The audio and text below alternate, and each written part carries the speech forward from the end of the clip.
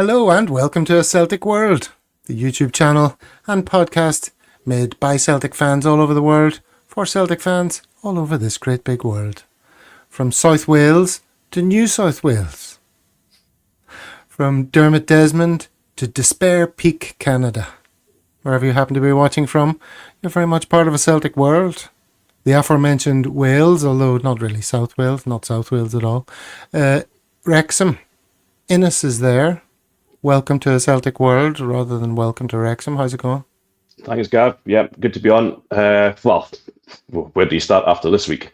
So, Just by saying hello, a long time no see. Well, not that long, but it's good to have you back. I should reserve the long time no see for Paul, who has returned from his European odyssey and is back in the welcoming bosom of a Celtic World.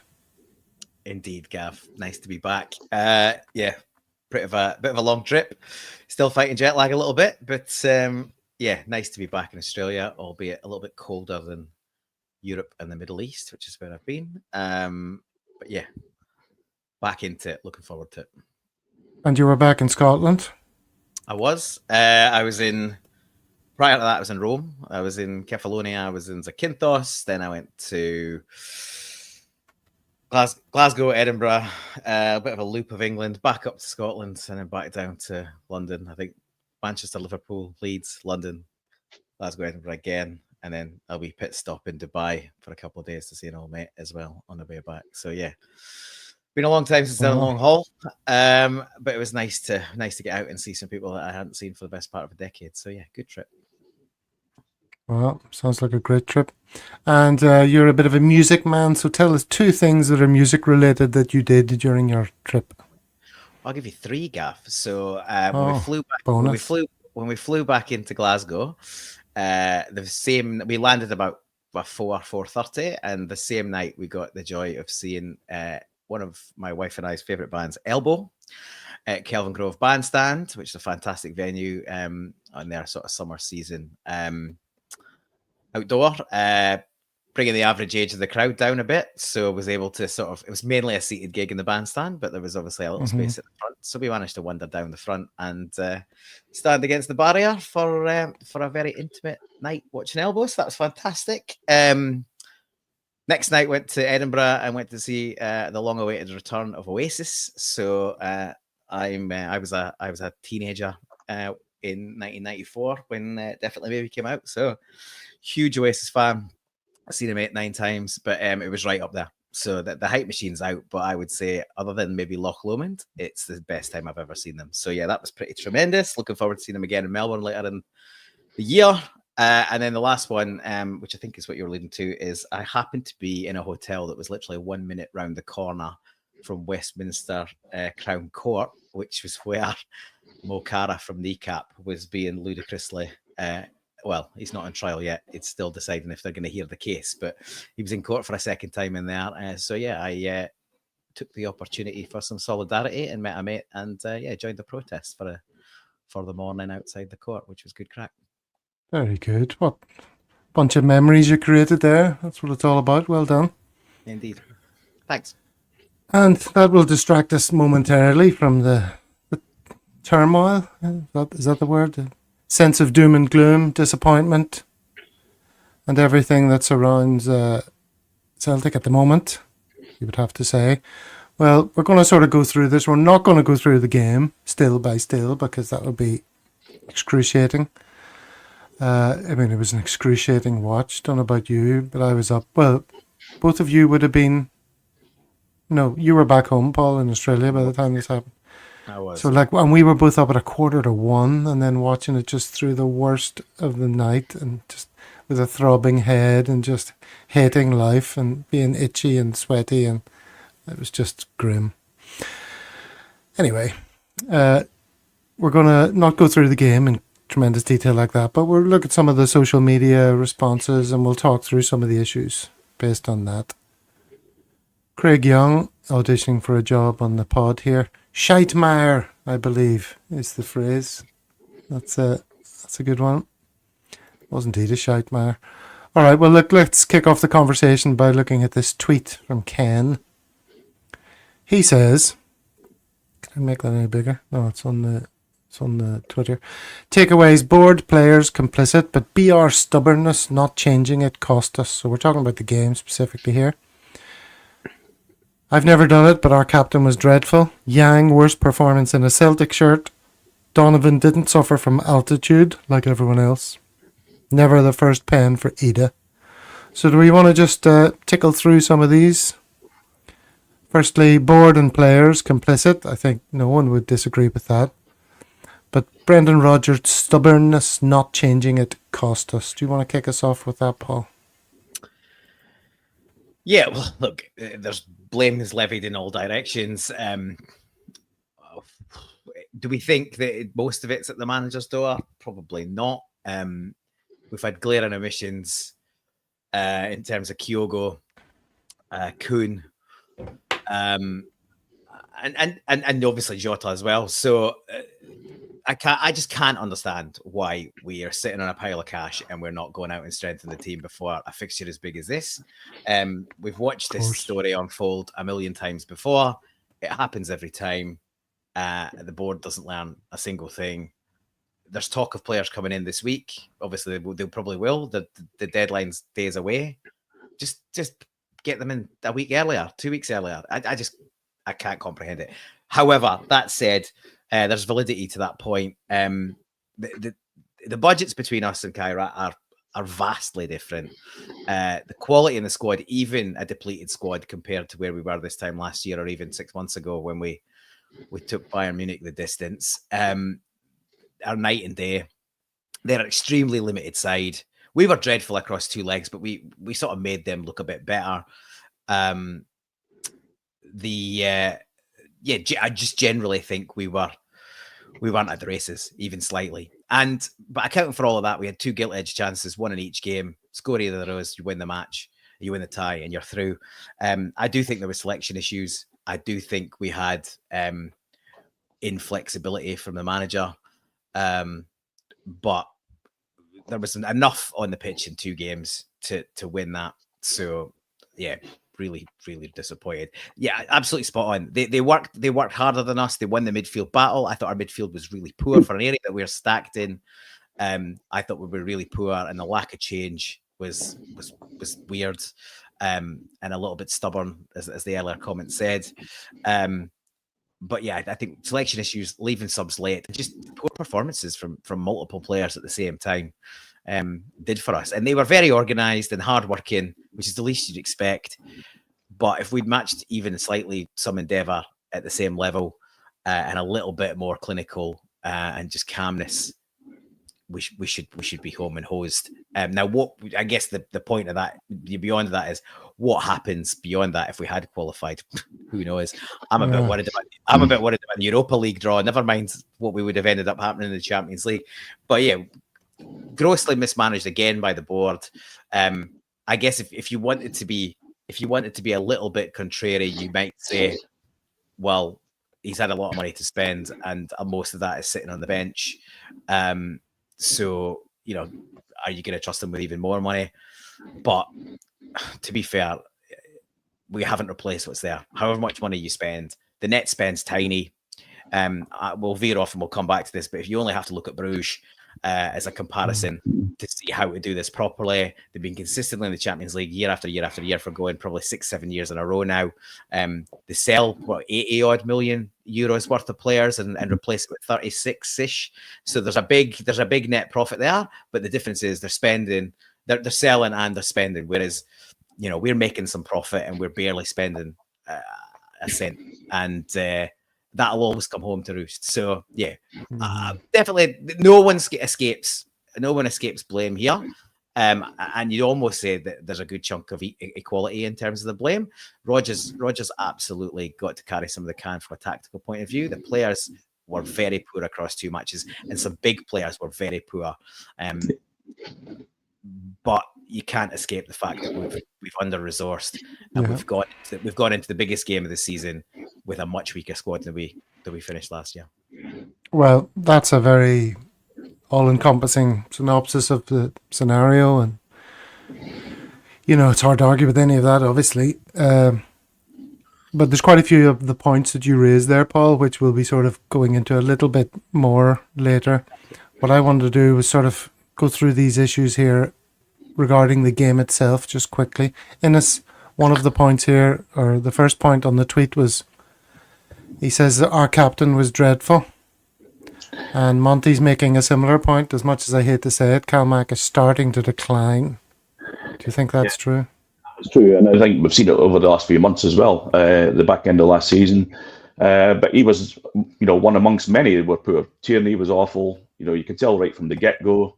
He had a lot of the ball in the first 5-10 minutes, misplaced passes, balls going straight out. The whole team looked passive. They looked like they had the jitters right from the get-go. No desire. So it was just Negrin, if we're going back to the players, Negrin was a missing shot until second half extra time. Where you could go right through the teams, and probably if you're going to give MD pass much, it probably scales. He did his job. So, yeah. People saying Cal needs dropped. Do you think we're going to see a midfield absent Callum McGregor much this season in us? Well, I mean, Bernardo's been there time, and he fitted in there last week, and he's not getting enough game time. So if we bought him for that role, put him in now. McGregor's going to have burnout. He's played 60 odd games for the last many seasons, and it's going to take its toll. And whatever age he is now, 34, he needs less game time to manage it. Hoopsaholic there. I think that's a new name. Please like and subscribe, Hoopsaholic. Cal Mack has got the freedom of paradise, Paul, to chase true legends record. Sentimentality will cost us again, like with Bruni. What do you make of that? Again, some validity in it. Like he definitely had it. Whether it's terminal decline yet is another story. He's only 33. He had a fantastic season last year on the whole. So I'm not prepared to write him off just yet. I do think we should be seeing more rotation with him. Like, it was nice to see him left out the other day and give him a proper rest. Innes is right. He's been playing the best part of 60 other than when obviously recently he's given up the international game, but he's been playing 60 plus games a season for the best part of a decade. That is going to catch up with you. To the point that Innes has made and Anthony was making on Monday's show, you've got players like Engels and Bernardo who, a chunk of the Celtic support have already decided to write these guys off. But one's the captain, the under-21 captain of Portugal, which, let's be honest, is one of the best countries out there for football. You don't become the under-21 captain of Portugal if you're a mug. He's clearly a player. He's got a much higher ceiling than we're seeing. Engels is the same. The guy's an athlete. Yes, I'm a big advocate of him. He's not perfect. He's a long way from perfect. Even Rodgers has said, he's got a long way to go. And I said it constantly, because he's got 11 million price tag, people hanging that around his neck and expecting the finished article. You don't get the finished article for 11 million quid these days. You get a young player with a lot of upside, but you've got to grow into that. As I said, we sold Matt O'Reilly, who's the same age, for 30, and we expect a ready-made replacement for a third of the cost.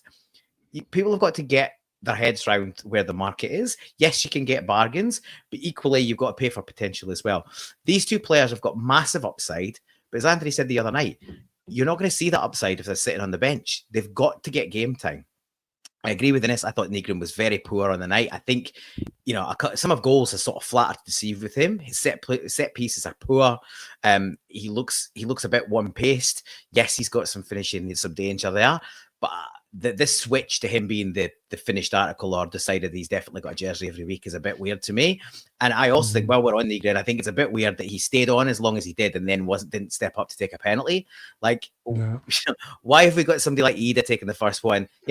That's one of Ken's questions. Why indeed? And should Rodgers not be saying this is the order? Well, managers are going to go with who steps up and who's got confidence. To me, it says that they didn't really practice a lot in the run-up to it. And if that's the case, that's really slack, because I didn't think our penalties were good in the Scottish Cup final. And you could see Aberdeen's were excellent, really well drilled. And the same thing happened. And they were prepared as well. I think if you practice penalties all week, in the off chance it's going to come up, if you don't need it, you don't need it. But you should have your You should have your penalties practiced, and you should have your ideal penalty takers in the order you think they're going to take them. And obviously, if people get subbed off, so be it. You have other people to rotate in. You've got the only thing you can say about Ida is fair play to the big man for stepping up, because he's clearly not in form and his confidence must be low, and he still put himself forward. It was a terrible penalty. So was McCowan's. Maida's was shocking. To be honest, that's in the post for Maida. He's often taken penalties and they've got sort of scudded past keepers. But, time ran out. And to be fair, Cal did had a very poor game, but his penalty was excellent, and he's missed one recently. So fair play to him for that. And obviously Engels was class as well. And that was the difference. You had 2 players that hit brilliant penalties, and the other 3 that were shocking. But I don't think we practiced them enough. And I don't think there was proper conviction and planning around the penalty shootout. A couple of little... Sorry, Innes, I'll come back to you in a second. I just want to say, Paul, I'm sort of loath to sort of bring up your microphone, but I don't think there's a problem with the volume, because nobody else seems to be complaining, but there is a little bit of crackling. But I don't want you to make such drastic changes that we lose you for the rest of the show. So I don't know what you can do to maybe nothing. I've had a mild tweak, so hopefully that makes a difference. Just before the show? Just there. Oh, okay. Innes, sorry, I cut you off there. Go ahead. Just coming back to the penalties, if it had been planned, surely we're going first. There was a bit of an advantage there. So surely you would put Engels up. He's got a track record of good penalties. Put him up first and get off on a good start. But putting somebody up that's bereft of confidence, to take the first penalty is just wrong. It's all wrong. So that comes back to Rodgers and the management team. It's just strange. Even when Maida went up, you could tell when he had no commitment walking up to take the penalty, no desire, no passion, and you just knew what was going to happen. There's a good comment there from Kieran Deeney that Schmeichel's not fit enough to save penalties, full stop. Now, I tend to lean towards that. Like he didn't dive for any penalties on his right-hand side, and all Aberdeen's penalties went on the right-hand side. I don't think he picked his side right on any of these. I think there's a case for saying you bring on Sinisalo for penalties. You got a sub left up your sleeve. I think you got an extra one for extra time. So I think there's definitely an argument for doing that kind of thing. You see it with other clubs do that kind of thing, and even Australia did that once in terms of the I can't remember his name. His name escapes me. That guy with the sort of snake legs, and it worked. But yeah, I think Schmeichel, whether the shoulder injury is now fully healed, I don't think he's been great for penalties at all. Sorry, I was looking at the comments there. Who was? You're not talking about Bruce Grobbelaar, are you? No, there's a guy in the last few years came on for Australia as like a specialist penalty. Oh, right. Penalty shootout. I'm going to say Redmond, but I don't think it is that. But the ginger guy with shaved hair and a beard. Anyway, somebody will probably tell you. Monty's dropping the name Redmond, yeah. Yeah, there you go. Not Monty, Mahesh. Yeah, I think it is Redmond. There you go.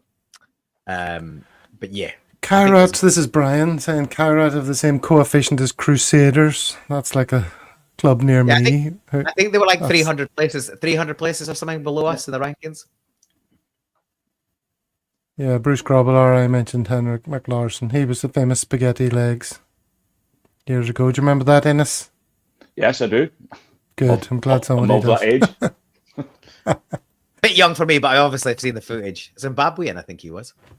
Yeah, he was. All right, well, let's move on to another tweet then, and we'll further the conversation this way. This is Asim Rabani, who is sometimes on Celtic AM, your other favourite podcast, Paul, that you sometimes moonlight on. And this is Paul from A Celtic World. That officially has to be how you're introduced at all times. Right. Asim says, can anyone even be bothered with the Europa League now under these circumstances, shaping up to be such an underwhelming season?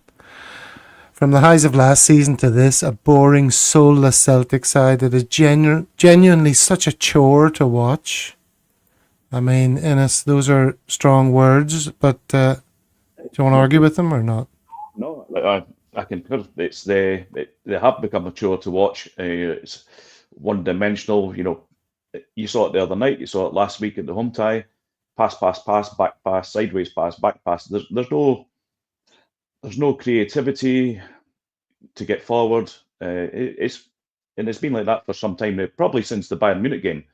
After that, from the back end of last season, there was a lot of that in the games, as I mentioned before. St Johnstone away, we're never going to score that day, but had 80% possession, however many thousands of passes, but no shots on goal. It's and that's on Rodgers.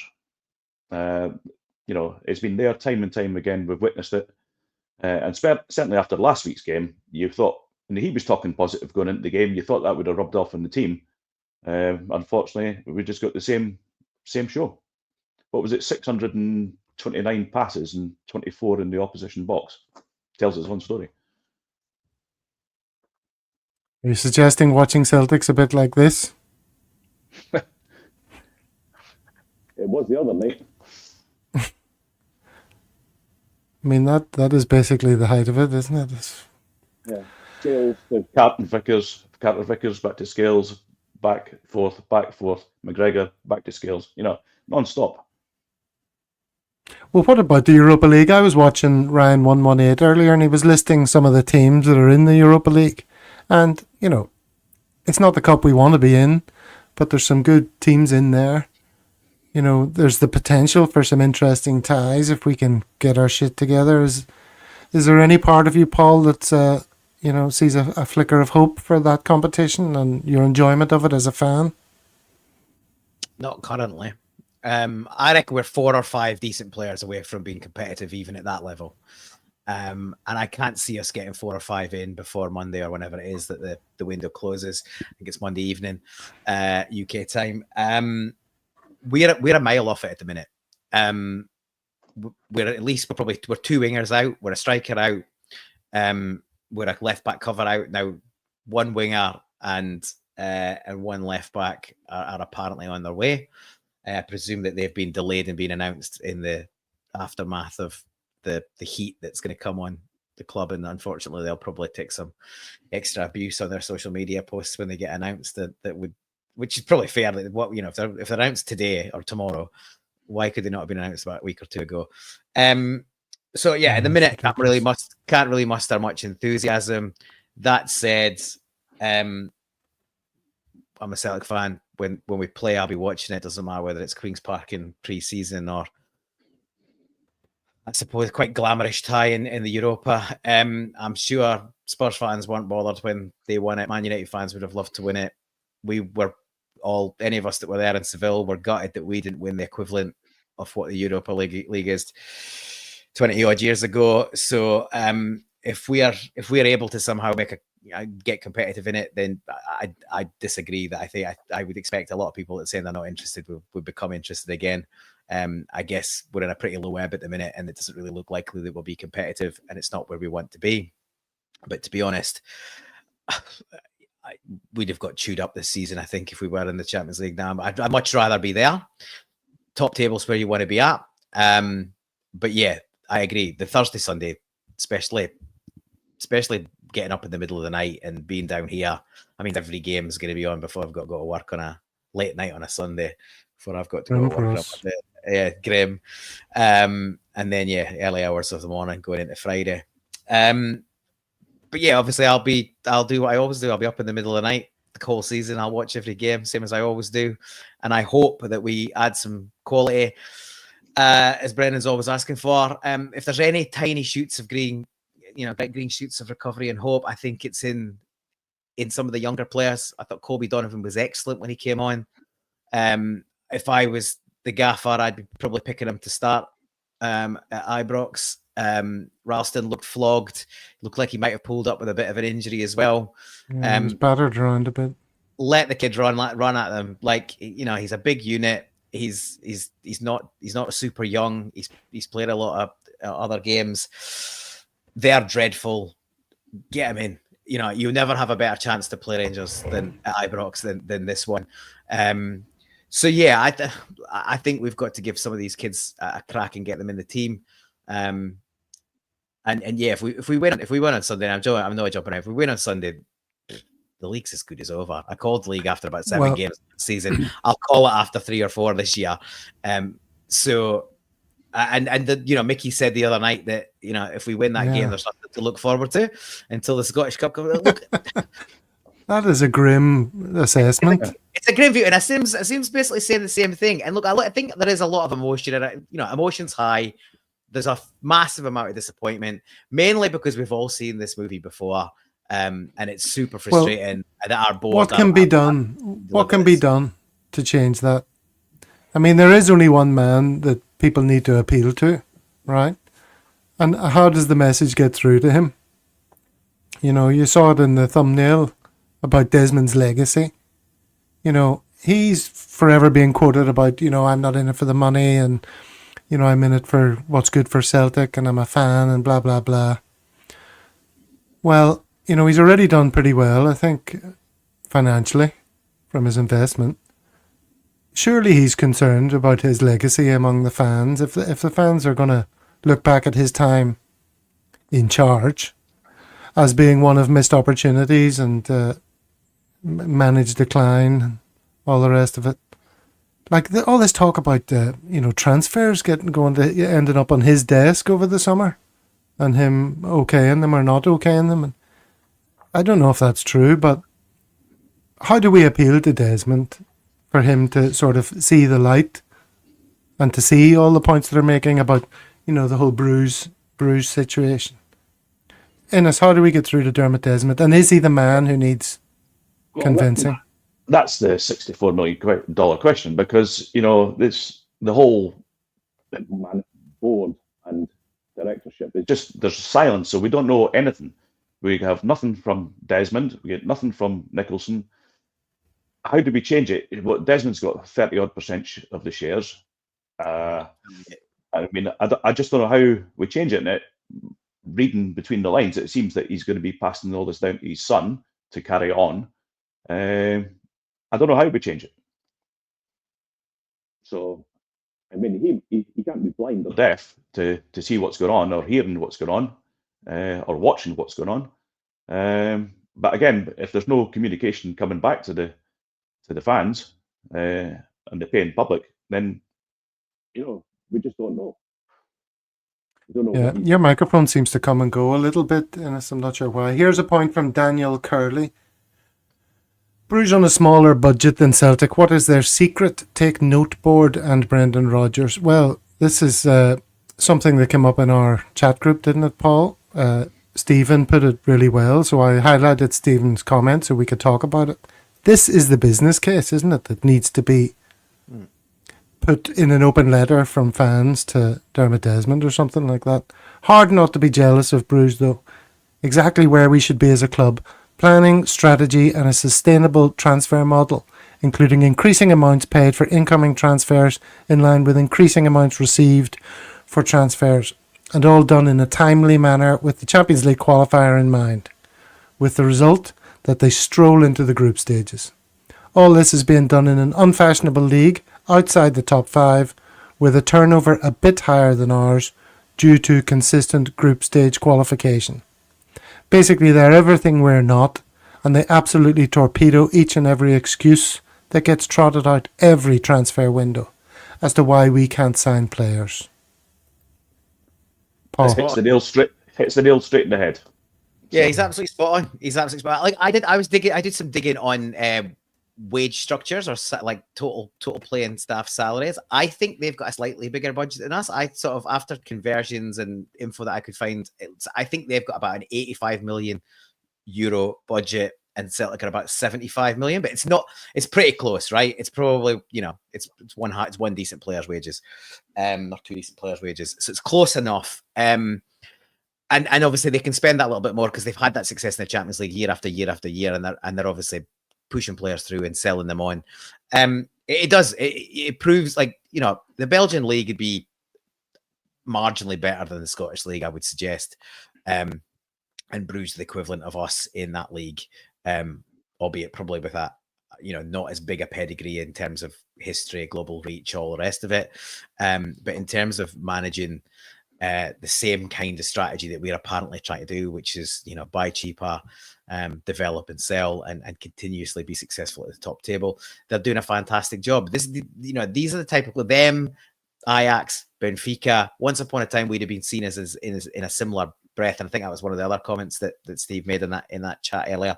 But those teams are miles ahead of us now. That's where we should be aspiring to, and we're nowhere near it. And yeah, the guys are starting to chat about I think it's quite hard, right? Because they've got, as far as they're concerned, for shares and balance sheet and all of that, super successful, right? But where we all care about, which, yeah, the balance sheet's important.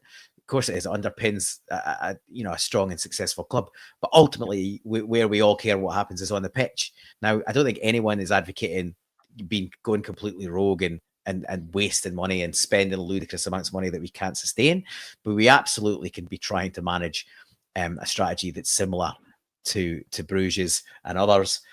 I read somewhere or heard somewhere that we paid more in tax than we spent in net spend because of the amount of money that's sitting in the bank. Now, that's just a ludicrous position. Never mind for a football club, for any business to end up paying tax because they're holding too much money on the balance sheet. That's dead money. It's lazy money. You should be using that somewhere to build the business and push it forward. And yeah, that's spot on. I think they said it was 80. I think it was euros, but it was 81 million euros, and they spent 36 million euros back. So they still made a massive profit, but they've actually properly invested in the team. And the only way, if like, I think it's going to be hard to shift this board because they're stubborn. They've been around forever. They've done this. And there's no real change. The only way, and I think this is really hard because the Celtic support is quite splintered, the only way to get through to these people is hitting where it hurts, and that's the pocket. And I can't really see the total support being consistently on the same page to allow that to happen. If people give up season tickets or don't take up cup team tickets, somebody else will step up because they've been starved of getting to see Celtic. So, we're from further afield, and we pay our Celtic TV subscription, which is effectively our season ticket. The merch comes straight from the club shop. Every fan's doing their bit, and we're putting our money directly into the club. We're not seeing a return on that investment. And the board have been taking the piss for way too long. So yeah, if you want an answer as to how you deal with this, protest, walkouts, stop buying merch, stop your Celtic TV subscription. Funny you should say that. I just got this message there. My Celtic TV subscription has lapsed and I have to reapply, And that's the only thing. Oops, it is. What am I doing? That's the only thing that I spend money on regularly that goes to the club in us, because it's a Celtic world, right? And loads of us, we're all over the place. So, that's all we've got. If I want to not do that, now I've got various other means to watch Celtic, an online one that allows me access to Scottish football, let's say, and then on my telly, I've got every channel in the world, so you can always find the Celtic game somewhere. Yeah, but despite having those options, I've had Celtic TV now for a number of years. But if I want to make a stand, that's the only thing I can do is say, well, forget that. I'll just watch it elsewhere. Yeah, we're all passionate. Passionate fans, and we want to invest in the clubs. That's why we buy Celtic TV. That's why we buy the merch, etc. But going back to the Desmond and the board, who holds them accountable, and how do we manage to do that? There's no way of getting through. That's what say 40 odd million lost for not getting the Champions League, but who holds them accountable? Yeah, it'll be interesting to see what happens, if indeed anything. In this regard. There was that push for the 5%, wasn't there, from the Celtic Trust? From the trust. So and it's, again, like I say, I don't even think that was hugely successful, which shows you how splintered and not on the same page the Celtic support is. So we should be really pushing for that again, because that gives them a greater voice at the table. And yeah, like, one of the biggest frustrations, I think we all feel it, is the lack of comms out of the club. You met with a wall of silence. The only thing they ever really make a statement on is the behavior of fans, which is ludicrous. And yeah, it's just becoming a ridiculous state of affairs where they clearly, they just aren't interested in what the fans have got to say, and they continue to push ahead with their own agenda. Just want the money. It's the paying customer, yeah. And as you say, there'll be more. If you give up your season book, there'll be somebody who'll fill it. So. Yeah, well, I'm kind of half expecting some fan group to come up with like some sort of open letter to Dermot Desmond. I'm surprised it hasn't happened yet. But one thing they'll probably point out is what's contained in this post, which I saw on Blue Sky. I think some of you guys have maybe seen it as well, which runs through all these quotes from previous managers. Brendan Rodgers 2.0 is the top one. And then there's Ange talking about, maybe I wasn't clear enough. I think I've been pretty consistent about, obviously I haven't done a good enough job convincing people we need to bring people in. It's all the manager struggles with the board to get the players they need. You can't always act as quickly as you like, says Neil Lennon. Sometimes the process is just too slow. Brendan Rodgers, the first time around, well, we all know the woes he had then. Ronnie Dyla, it's not a sudden occurrence. Pattern of behaviour by this board because they do Dermot Desmond's bidding. And the important thing is, it's not just fans saying we want you to spend, as Paul sort of touched on earlier. There's a very strong business case that you can point to for saying, act like a Champions League team and you will be a Champions League club, Act like you're lesser than that and you will be lesser than that. You will not make all the money's in the Champions League. You won't get access to it unless you act like a Champions League club in it, right? It's pretty straightforward. Wait a minute. I mean, football's moved on. I mean, that's probably the best part of a decade of managers worth there, and all with the same shit show from the board. Football moves on, but that's still the same board that's been there for years. Well, right, Nicholson's only been there 4 years or whatever it is. But but Lawwell, Desmond, it needs freshening up. And Dom Mackay was one. I'd love to know what the real story was there, and why he walked or got pushed. Nicholson's been there a long time beyond that. He was a finance director before he was CEO. They cast the net far and wide and stumbled on the guy that was sat next to them. There's multiple stories about Mackay. The one that's always sounded the truest is that there was a couple of issues with early contracts that allowed players to leave for a much lower figure than should have been the case. I think Giakoumakis and Juranovic were the two that were consistently mentioned. There's plenty of conspiracy theories that he was challenging the board to do stuff differently. So who knows? Those might come out at some point in the future. While we're talking about all this stuff about the board and particularly about how slow we are to act, our scouting teams had a lot of grief down the years. But I think we've been identifying, like, you start to, over the last 5 or 6 years, you start to see players that we were strongly linked with that then didn't happen. And you see them end up at other places. Now, the one that struck me this week is, I don't know if you've seen this, but Piero Hincapié. He's at Bayern Leverkusen. So he's the Ecuadorian centre-half. He's 23. He was available as a teenager. I think we looked at him in 2020. We didn't push through and follow up on that. And then shortly thereafter, he went to Bayern Leverkusen for I think, relatively small money, his first move out of South America. And he is now being linked with Arsenal, Spurs, and a few other major clubs on the continent at a fee of 60 million euros. So, like this, so that tells me that we are looking at the right players. There was really strong links to him, and there's plenty of others that you can look back at over the last 5-6 years. So the scouting team's probably getting a bit of a raw deal over the last little period, because I reckon we've been producing quality targets, and the board have either not been willing to stomp up the fees, and we've seen that again all this window. We've been linked with players with low-balled offers. Other clubs have stepped in, our players have moved on and gone elsewhere. The problem is contracts and board and speed of action. We've heard throughout the summer, stuff's going across Desmond's desk. He's a minor. He might be the largest shareholder, but he's still a minority shareholder. He's got 38% share. The power that he wields at the club is absolutely ludicrous, and the fact that the board are as tightly linked there, again, is a nonsense as well. I just think we're so backward, and we're just not run like a modern football club. And until that changes, and we have some fresh ideas and some modern forward-thinking people at the helm, we're going to continue on this sort of stumbling up, down, and probably generally slow downward decline. Here's a point Mahesh makes. I don't know if these numbers are accurate, but Celtic have made 87 million more profit than Bruges in the last 4 years.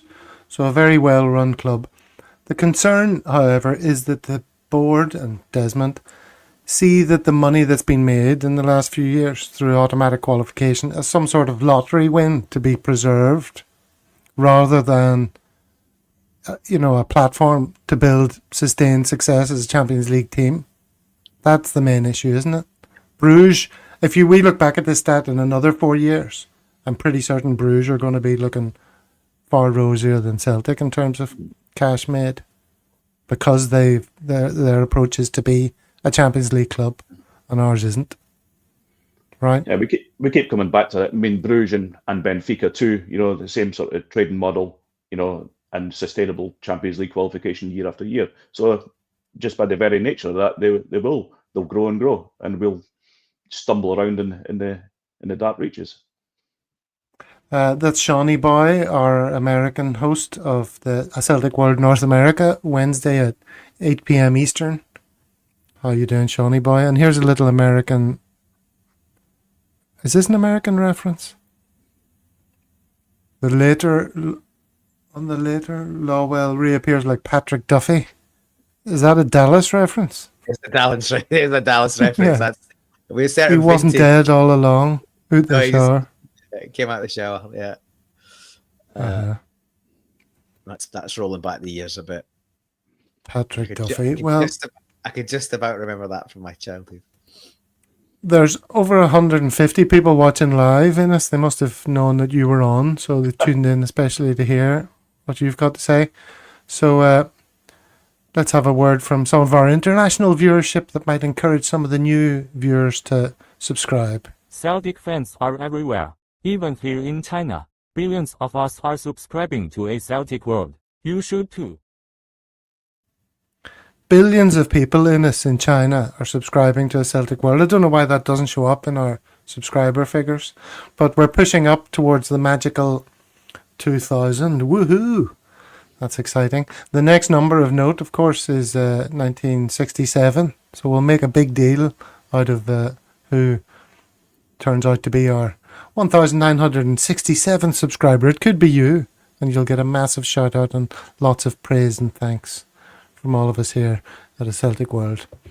All right, well, maybe we could turn our attention then a little bit to transfer news. Do we want to do that? Talk about that? I mean, someone mentioned it earlier the world keeps turning. We're at a low ebb. We're not going to see any Champions League football this season. That's grim. We've got the squad that's full of problems. There's talk of people being out the door, some of these long-term players. We'll come on to that in a second, but let's do the positive stuff first.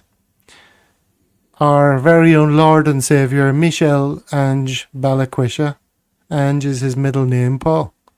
Surely that's a marriage made in heaven. It is. This is a bit of a weird one. Like, this has been around the houses for a couple of years, probably 18 months at least. I think we were generally, as the kids had a few injuries. I've not seen a lot of him, to be honest. I think he's played through the middle. He's played in the 10. He's played on the wing. We read something we shared that he doesn't have genuine pace, which is a bit concerning because that's really what we need from wingers. I think we had a complete lack of pace in both legs, and it did for us. I think any kind of pace would have probably taken the game away. And to be fair, the chance in the 85th minute that Dyson had, it was his pace that took him away. He did everything right until the final finish. Unfortunately, he did have to cut across to his left to kind of block the striker out, and obviously it took him on his weaker. It maybe bobbled a little bit, but he should be burying that. And with that, obviously our hopes went up in smoke. I do have concerns that while we're on Maeda, I do have concerns that he could be out the door to Brentford before the window's done. And if we think things are at a low ebb now, if that happens and we've not spent equivalent money on some amazing replacements, we can only see things go down further more negatively from here. So yeah, as I say, I think we're 4 or 5 away from being competitive at the level we would want to be at. If we let 1 or 2 go, that obviously moves up accordingly to 6. So given how poor we've been in the last few weeks, I think Maeda was the last signing on the 19th of July. So that's the best part of 6 weeks ago, and we're 4 or 5 days. Who knows? But yeah, I'm not particularly enthused by where we're up to in the window. Even if they pull a couple of rabbits out of the hat beyond the names that I mentioned, the Boca left back, whose name escapes me at the moment, and obviously Balak Wisha. Even if they pull 2 more or 3 more out on top of that, I'm just going to be pissed off that they haven't been in a month ago.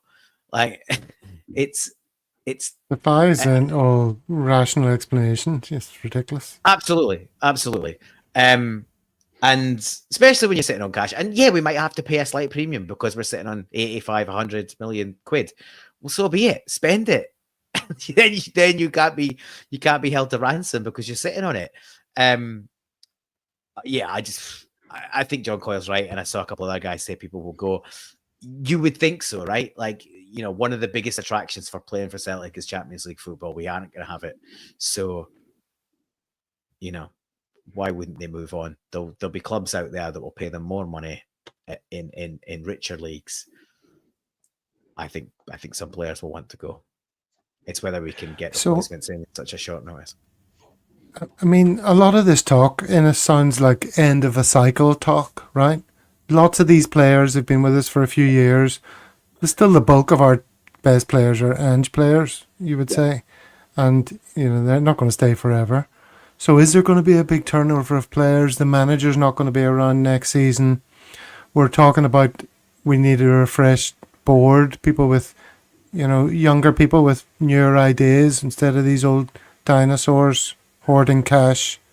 Are we on the cusp of a huge cycle turnover, or are we just going to keep limping along as always and be happy with a few new signings?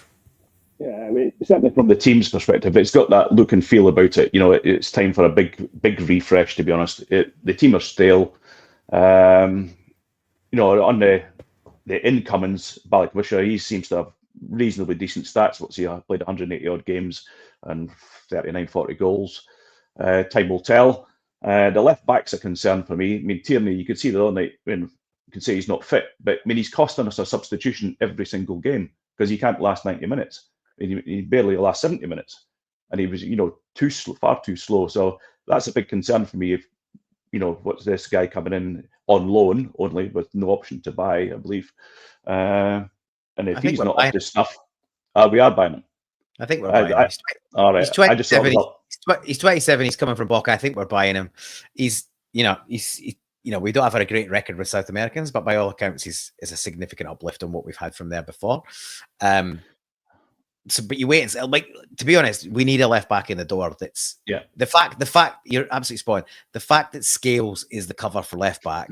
Scales shouldn't even be a bloody centre back, right? He played okay the other night. It's early on. Like, he did what he's good at. He defended well. He headed well. He blocked well. That's about his limitation. His distribution is terrible. In the first 3 or 4 minutes, he passed it out the pitch once and missed his man by about 5 yards, and that pretty much sums him up. Teams were happy. Any team that plays us is happy to let him have the ball and bring it out because his distribution is terrible. He can defend. He's absolutely a good stopper. He's good in the air. He's a threat in the opposition box, which hardly anyone is in our team. So he's got validity, but that shouldn't be the bar. He should not be Celtic's first choice centre back. I'm hoping we're going to see some Simpuzi shortly because there's no way he's coming up on a loan from City and City haven't got an expectation or agreement that he's a first pick at some point soon. So he should be in the team sooner rather than later. Yeah, he's you're on mute, Gav. He's obviously not a long-term solution, but at this point, I just want to see quality in the first team. Yeah. He's obviously been brought in to plug our gap until we can find or maybe until Dane Murray gets up to speed. I like the look of Dane Murray, but he's had a lot of injuries and he's not had enough first team football. But Simpson Pusey's obviously come up to play. Surely, City haven't let him come to us to sit on the bench all season, so you expect him to play. I expect we're going to see him soon. I certainly hope we do. Yeah, and I think we just need to get some quality on the pitch. I don't really, at this point, I'm not really caring where it's coming from or how long it's around for. We just need 4 or 5 additional quality to come in.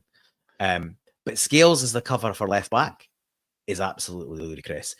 Now you could say, like, I kind of agree with the strategy. You can't start Kieran Tierney 2 games a week at 90 minutes in the first few weeks of the season. He's not played a lot of football. One of my fears, and I was quite vocal about this when we were originally linked with him coming back, is that how long is it going to be? How many games can he play and how long is it before he breaks down? Now, you try and manage that with minutes, but you've also got to have cover. You can't have a second choice, what I think should be a second or third choice centre back, as your main cover at left back. It's absolutely ludicrous. Okay. Hold on. Chris James here, strength and conditioning, something we could all probably do with. Check it out, see if he's in your area. New name. He's also going to subscribe, no doubt, tonight. That's excellent. The Baca lad is loan with option to buy. That's the first time I've heard that. 1.7 million. I believe it's just been confirmed 5 minutes ago. Well, I mean, at least that's, a player in the door. It's not just another stopgap. Hopefully he'll be good. Ennis, go ahead. Yeah, but we're also looking for creativity, and Hatati's a concern for me. When you get, on his day, he's brilliant, he's outstanding. But at the moment, it's like 1 in every 6 games you get it. And that's not good enough. So the team's badly lacking creativity. Yeah, sorry, I got a siren going past there, so I muted myself. Get a grip, Hoopsaholic. Lots of good, interesting names knocking about. So the South American guys, the season pro, he's played in proper hostility, Galatasaray, Boca and River. We need players with teeth. Oh, we need a manager with teeth. His own. We've got that. Monty's just gone McAvenny as well, which is it tickled me. Oh, I see. Sorry, I missed that, Monty. See, Monty does have a good sense of humour when it's channeled correctly, not at us. He's all right. I enjoy the Rillington Place stuff. That's quality banter. Yeah, I know. As long as he's been in good form, he's not overstepping the line. It's all good. Nothing but love. Well, I saw this hit the byline. I don't know if you're familiar with this Twitter account. Did a performance thing on Ballaquisha, which was a bit more encouraging than some of the stuff I've read. If you can be bothered going into that, but. Yeah, there's some footage here showing his high press. This type of pressing will be a big hit with Celtic fans. He doesn't allow the centre-back any time to anticipate his presence and steals the ball from him before slotting into the bottom corner in that particular example. So that's a bit like what Maeda used to do. I was just about to say, he looks like Maeda's replacement. Yeah. Well, he will be. I mean, yeah. Maeda probably is off. Which is funny because, if that had happened 6 months ago, there would have been tiki torches, or might still be. But he's regressed so much to the old Maeda so far this season. He looks like he couldn't hit a barn door, can't cross the ball. He's got a terrible touch. He's probably absolutely knackered with a bad back. He's been carrying that team for about 6 months. Like, he probably needs a good bloody holiday.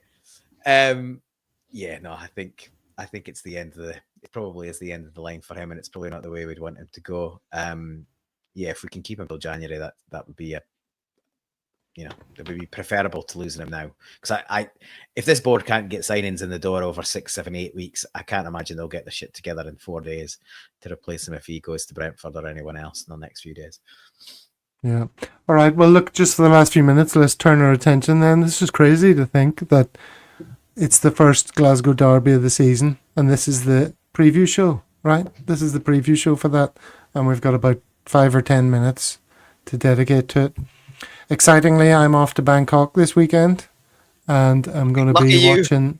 I'm going to be watching the match in the world famous Bangkok Celtic Supporters Club in O'Shea's with David. So I'm getting to meet David for the first time. It's great when we have these Celtic World face-to-face meetings. Getting to know each other. You met Mickey in Rome recently, Paul. So I'm going to be meeting David. All right, so let's turn our attention to this game in isolation, if we can.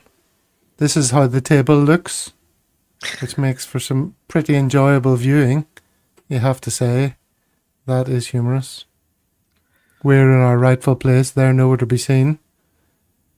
Their next four, well, this was a while back. Club Brugge, Celtic, Hearts, Hibs. That is not what they want to be facing, given their struggles at the moment. Holy Moses. And as we know, the Club Brugge result was 6-0. And they are just doing their nut. This is unbelievable how badly he has started. There's another tweet. Rangers have officially won the race for Joe Rothwell. This is this guy's point. The club saw a strong interest from Atletico Madrid and Bayern. Rothwell making it clear Ibrox was always his first choice. Apparently we were also sniffing around, but he didn't give it a second thought. Now this guy's like, what does Joe Rothwell actually do? Seriously. Oh, this is not relevant, but well, since I've opened it up, I'll put it in. This is a bit of Scottish culture, look, comparing how people take photographs with the Leaning Tower of Pisa to the Kelpies. You can always count on the Scottish male to lower the tone. That is pretty funny, you've got to say. I think you just say male. Just say males to lower the tone. I don't think they need to necessarily be Scottish. Bit xenophobic. No, but it's funnier. It's funnier if you point the finger at the Scottish male, given the context of this show. All right, so what is the least we expect from this game, Innes? Well, first and foremost, I'd like to see the team freshened up. I would put Sinisalo in goal, have Donovan playing, Dane Murray even. Just freshen the team up. I mean, there's no way Ralston's going to be fit because he was on painkillers the other night. So, he plays through pain. I know that, but he was done the other night. So I wouldn't even consider it. Just freshen the team right up as much as possible. Bernardo on, Engels on, whatever we can. And have a right good go at them because they're right. I mean, watching it last night, I mean, if it wasn't for Butland, it could have been double figures easily. So, and the manager's under a heap of pressure. The fans is on his back. I mean, it's the best time for us to go there, even after this week's performance in Kazakhstan. But we need to freshen the team up. Tony F. can't believe what he's hearing there. Did he say drop Casper? Yeah, I do. His distribution and everything's he's all gone since that shoulder injury. I mean, Sinisalo's there. He hasn't let us down. So why? He's going to be the future. Put him in. Give him a run of games. I mean, we're just so bad in recent memory. Are we going to just go back to the domestic scooping up of 3 points in this game, Paul? Well, everything that comes out of Ibrox, everything you see out of Ibrox at the minute, you think there's not a chance that they can get a result against us. However, undoubtedly they've got to have a reaction. They always lift the game for us, but there isn't a magic wand. He's not going to change how he plays. I can't really see him going doing a backflip on his tactics. So he'll play a high line. He'll leave the middle empty. If you get around the side, there's free headers and free balls into the box. If we lose to this mob on Sunday, it's way bigger and worse than losing to penalties on the Chinese border. They are as bad, I think, as I can see them in a long, long, long time. They are dreadful, rudderless. The players clearly don't know what's been asked of them, or if they do know what's been asked of them, they're not able to follow those instructions. I've not watched a lot of them, but I watched a bit here and there. They're comical. They're absolutely comical. Their defending is all over the place. They don't know where they're supposed to be. Like, they were 6-0 down, and he decided he was just going to play a 5-4-0 to keep the score down. And obviously, they took their foot off the gas, and they achieved that. Didn't let any more goals in. But I just can't see how we don't get some kind of result. Unless we just play the exact same team as we've played out in Kazakhstan. You do that, and you play at that pace. Yeah.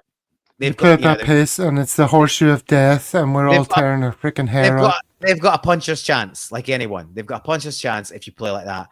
If you freshen the team up and you get some genuine pace and intensity in that team, there's not a chance they can live with us. Not a chance they can live with us. But you need width, and you need crosses in the box. They can't defend. If you play with pace and get balls into the box, I can't see how we don't win the game and win the game comfortably. If we can score first and early, it could be a riot. Their fans will turn. The players will be spooked.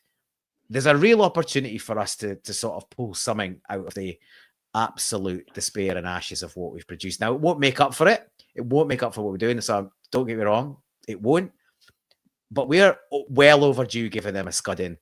And it would go some way to getting reparation for everyone if we go and do that at the weekend. My fear is that we get the same system as we had the other night and for last week as well. Midfield's almost non-existent.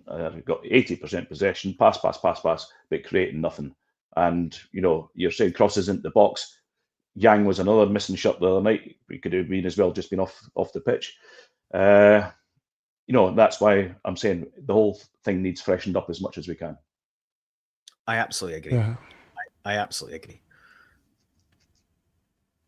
I just don't know if Rodgers is going to do that and going to surprise us all with new and interesting ideas, because he doesn't do that. He can't keep going what he's. It's the definition of madness to continue doing the same thing and expect a different result. He's got to get some energy in the team. He's got to freshen it up. And to be fair, they've played. There's two things. They've played absolutely dog shit, and they've done a massive round trip. So he's got every opportunity to freshen the team up and not take any criticism. And I genuinely think if we freshen the team up, we'll be better than if we put that same team out again. I agree. The guys that played the other day to rest the guys that played on Wednesday would have been better going with that team, because that team showed some energy, it showed some speed, it showed some intensity, and everybody's going, "Oh, Kyrat are a good side, blah blah blah." They're not that much better than Livingston. Honestly, Livingston are steadfast and defend well and dogged. That's all they did. They were well organised. They created nearly nothing. Like, across two games, nearly nothing. Especially with their wonder kid out in the second game. So we've got to play with some energy. Get Bernardo in, get Engels in, push Nygren wide. Our wingers cut in anyway. Get the width from the fullbacks. Donovan will be bombing on. Hopefully, Kieran Tierney's got a bit of energy back in his legs. I don't think it will be. Like, I really don't think it'll be 0-0. They can't defend. That's my prediction. They can't defend. We're shit. We can't score. It's 0-0 written all over it, surely. What's your prediction, Innes? I was going for a 0-0, on the post. Aftermath of the other night's game, I was going for a 0-0 Ibrox. But having watched them last night, well, I hate to think if we do lose this game on Sunday, where we go from there. But again, it's a battle of who's the less shit. Yeah, right now. We're way less shit. Let's be honest, right? We're way less shit. Clip that. We're way less. So on Wednesday, early hours of Wednesday morning, I was like, "This is the shittest result you're ever going to see." And in the past 24 hours, I've seen two worse results. So Anthony made the comment in the group chat. It's the Spider-Man meme, all pointing at each other. Who's the shittest? But Rangers are much shitter, and so are Man United. You can't go to Grimsby three levels below, scrape it into penalty shootout, and then get beaten in penalty shootout. So let's be honest, that we were absolutely dog shit the other night, but we are way above them currently, and we should be winning comfortably. If we somehow contrive to not win that game, we've got way bigger problems than some of us think. I agree. And we're taking far too many touches. We're trying to walk the ball into the net. Just somebody have a go. He's crying out for, we've got keeper after keeper every week, never getting challenged. So something has to change, and that's, freshen the team up. Okay, I think that's enough negativity. Let's give the last word to somebody who predicted a big Celtic win. Where's that? So, has anyone done that? 4-4 to Celtic. That's not what I was looking for. All right, we'll leave it with McLaughlin P. It's either going to be a 0-0, and we're right, and it's going to be crap and just the worst advert for Scottish football ever, or we're going to give them a damn good pumping, and we'll feel slightly better about things, and they will be even further in the depths of despair, which in turn will make us feel slightly better about things. All right, are you happy with that conclusion? Little final promo for Monday from my new show. Okay, hit us with it. Yeah, so Anthony mentioned it on Monday, but for anyone that wasn't on Monday, Anthony and myself are bringing a new show to a Celtic World. You may have seen a similar show by us elsewhere, but we will be on this channel as of Monday night, 1:30 p.m. UK time, 8:30 p.m. Perth WA, KL, and the like. It's basically going to be called the Tactical Review. We will review the Celtic match every weekend on a Monday night or Monday afternoon UK time, and we will basically take an hour to dive in a fair amount of detail in terms of how the game played out, team selection, tactics, key moments, any other major talking points. And yeah, we'll be pulling in comments from viewers just the same as we do on this show. So get involved. Been slightly delayed starting the season because I've been in Europe for over a month, but we will be on this Monday and every Monday thereafter that there's a Celtic match to review. 2 points on that. One is there'll be no change to the regular Monday and Thursday show. This is an additional show, like an hour and a half or 2 hours later than this show on a Monday night. Which, as you say, is more of a deep dive into the tactics of the game. And the other thing is, you mentioned that the show was on a different channel. You're talking about Celtic Down Under. I'd like to point out for anyone who cares about these things that there was no tapping up done at any time to bring this show over. There was free agents. You were free agents. They came in on a Bosman, ran down their contracts elsewhere, and then we're only too delighted to scoop them up, even though wages will obviously be a concern. But at least there was no transfer fee. Right? Is that right, Paul? Good to know there's wages. That's news to me. So I look forward to collecting metaphorical wages. I imagine if I'm ever in Malaysia, I might get some pints. Hopefully. Absolutely, I can guarantee you that. Well, thanks to everyone in the chat. As always, loads of awesome comments to help further the crack. I always say it, but the people in the chat are just as important as the faces you see on the screen. There's Sean Boost coming in with a nice positive scoreline. So yes, thank you very much, everyone. As always, great stuff indeed. John Coyle, thanks to you and everybody else who's participated. All right, next time we meet is going to be Monday. I won't be there because I'll be flying back from Thailand and probably nursing a throbbing head on Monday after Sunday night's game. So Steve will be hosting on Monday night, and it'll be the usual fun and games. So Monday there's 2 shows from a Celtic World, both of which will be featuring the Rangers game. So happy days. You can drink it all in. That magnificent 4-0 victory that our viewers are predicting. Innes, it's been a pleasure. Yep, thank you. Have a good time in Bangkok. Please send my regards to David. Will do, absolutely. Paul, great to have you back. Thank you, mate. Enjoy the throbbing head after Bangkok. Right, you've used 2 words in that sentence that were a bit too close for comfort. But anyway, thank you very much, everyone. We'll see you on Monday. Cheery bye.